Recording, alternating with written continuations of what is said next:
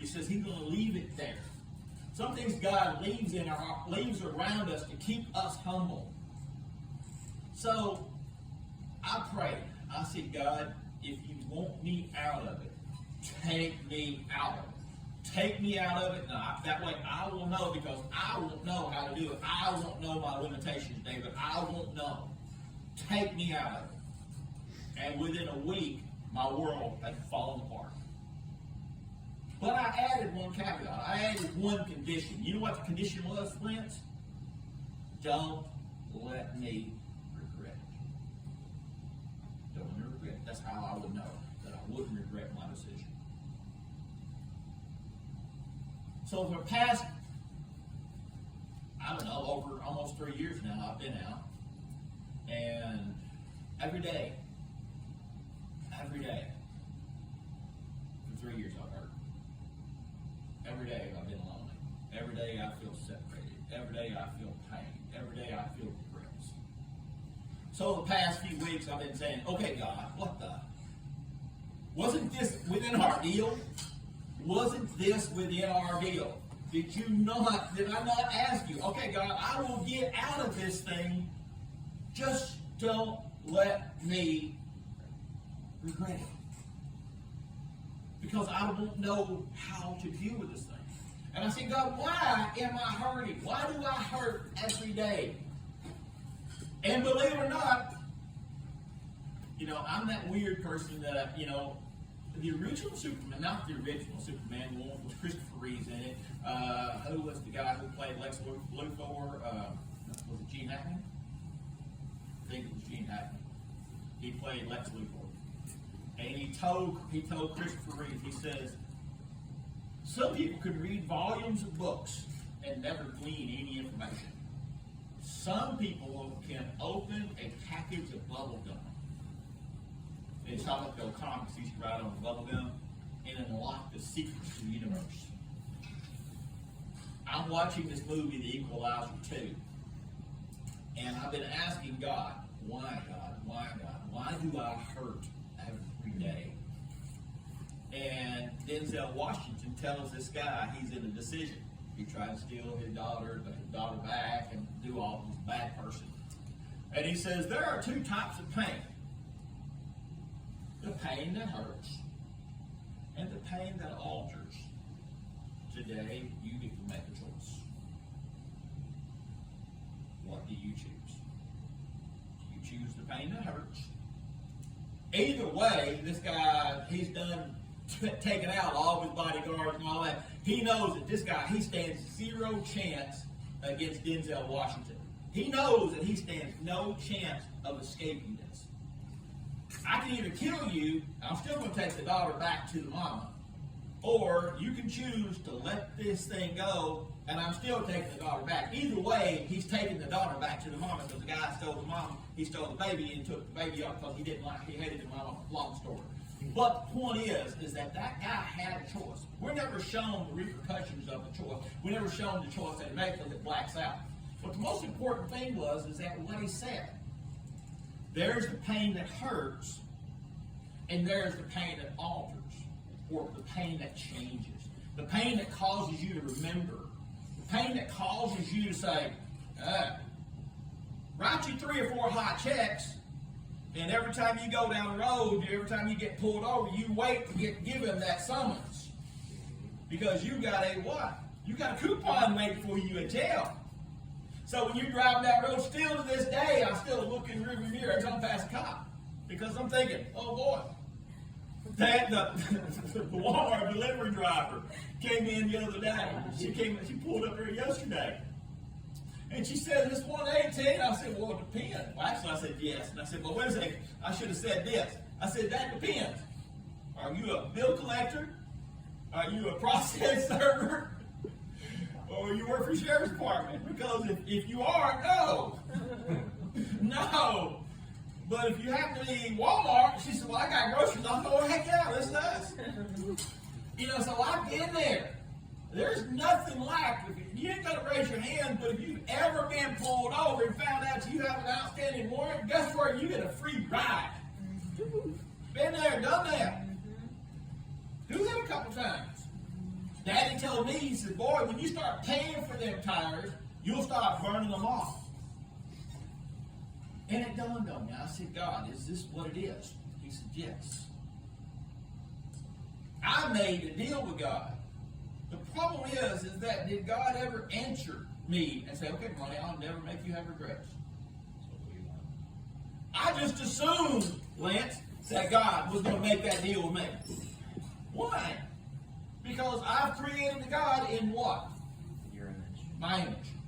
Which is what the commandment says to not do, right? So I've created this God in my image. But God said that basically, money, you've got to deal with this pain. Because if you did not feel this pain, what would you do? You do. Go right back in the mess. Dog goes back to his vomit. Dog goes back to his vomit. So the thing is that we start looking at pain now, it's about perspective. What is your perspective about what you're going through?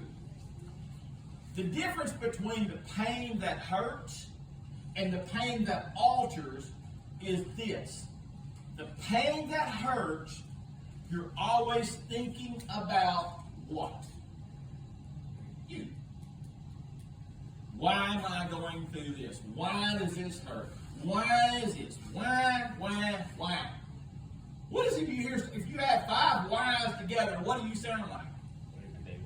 A baby. So the pain that hurts is a selfish pain. The pain that embraces is the pain that alters you, the pain that changes. David, if you start looking at these experiences and you say, well, why every time I'm doing this quarter panel, every time I'm doing this job, I always end up at the end of this thing, and I've always got this mess up that I've always got to go back and fix. This pain, I've lost money, I'm losing time, I'm getting this pressure. What did I do wrong? It forces you to look back at your life and go, okay. So the pain that alters you, the pain that changes you, the pain that causes you to not go back again. Now, the real thing is that to understand something. Again, one of the reasons why we go back to ourselves and back to our environment, why we become that, is because, guess what? Christianity is never about what? You. We are servants. We are slaves. We are wives. We're the bride. We serve, the bride serves what? The groom. The slave serves the master. The priest serves the God. That's what we're called. We're called doers. So therefore, we're called what? Teachers. What does a teacher do, David? The teacher sees somebody going through something and presents a lesson. Tells you about this lesson. Gives you this information. It is your responsibility. And that's one of the reasons why when I do something like this, I see other people who need to be empowered by this thing. They need to understand it. And once you start embracing your pain as a lesson, but the lesson is not for you, the lesson is for you to help somebody else with it. Now, when we start shifting that God, then, okay, God, I understand this lesson. This lesson is to help me to get somebody else through this situation. Now the pain becomes a tool that you're designed to share with someone else. You no longer become a manager. You're no longer dreaming about being a manager now, because a manager has this image of sitting around going. I remember I worked for a manager one time, and it was cold, and it had snowed, and it was icy, and I'm pulling the vehicle in at Sidney Moncrief, and as I'm pulling in the vehicle, this guy was standing there, and he's standing there in front of the door doing like this. Now, mind you, the door was locked, and I had to walk all the way around in the cold. And he stands there, he's watching me pull the vehicle in with his arms like this. He's a manager. Now I get inside there, guess what, Lance? I'm mad. I am mad. But I've also learned that I'm going to say something. I said, so, that's what I went like. So I walk over and I look at him, I'm like, throw the door up. And I'm pulling a vehicle. I walk outside, pull a vehicle up, and there's a hose. He's watching me just going. He wouldn't move the hose. I'm a productive technician, David, and he would bend his fat butt over and move the hose because he wanted to see if I would drive over it. So you know what I did, Kyle? I got out and I looked at him and I went, is it too much to ask you to do that? But you're a manager. I forgot. You manage people. You're not a leader. You'll never be a leader. A leader leads. A manager is a boss. And a boss, by its nature, sucks. Nobody wants a boss. If you need a boss, you suck as an employee. I remember working at a dealership and we had a fixed ops manager. You know what a fixed ops manager does? He manages the managers. Why do you need a manager to manage your managers? If your managers are not managing, they're not leaders, then there should not be managers. You don't need a manager to manage managers. So he can report to the managers. So he can report to the general manager. So you have a general manager. He's over the sales manager and fixed ops manager. Who's over the other managers, used car managers, all these managers. You got all these managers, and they're all sitting around and managing. No leadership. Leadership takes a situation, and the thing is that when they see a guy coming in, Dave, they go over and open the door. They help the guy pull in. And if that technician, if that employee doesn't appreciate what you do, it don't matter. You set the pace, but you've also they've shown their worth.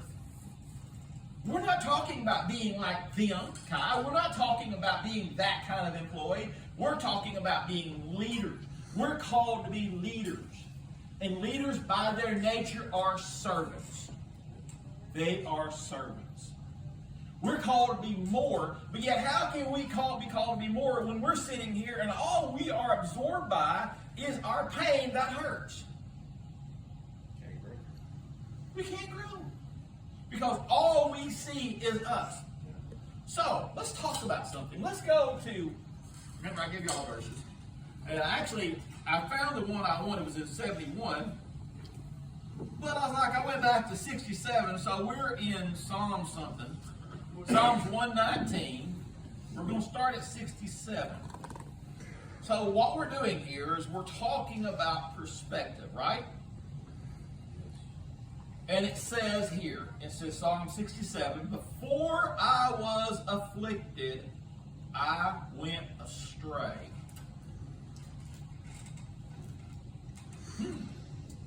Before I was afflicted, I went astray. So when somebody goes astray from something, what does that say? Huh? They walked away, or they made a mistake. They made an error.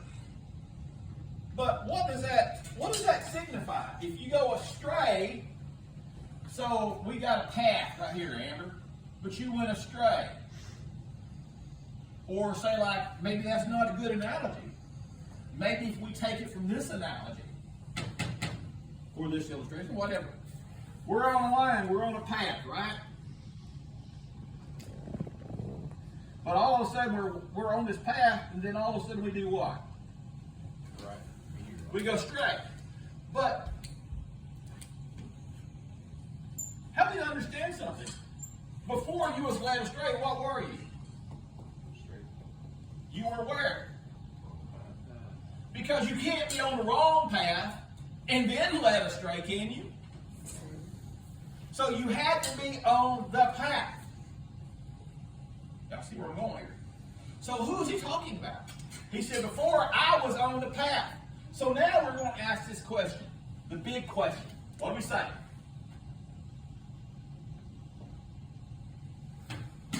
Why? Why did this thing happen? Why did it go? I was on the path. I thought I was on the path. But what was I? I was led astray. By whom? Me.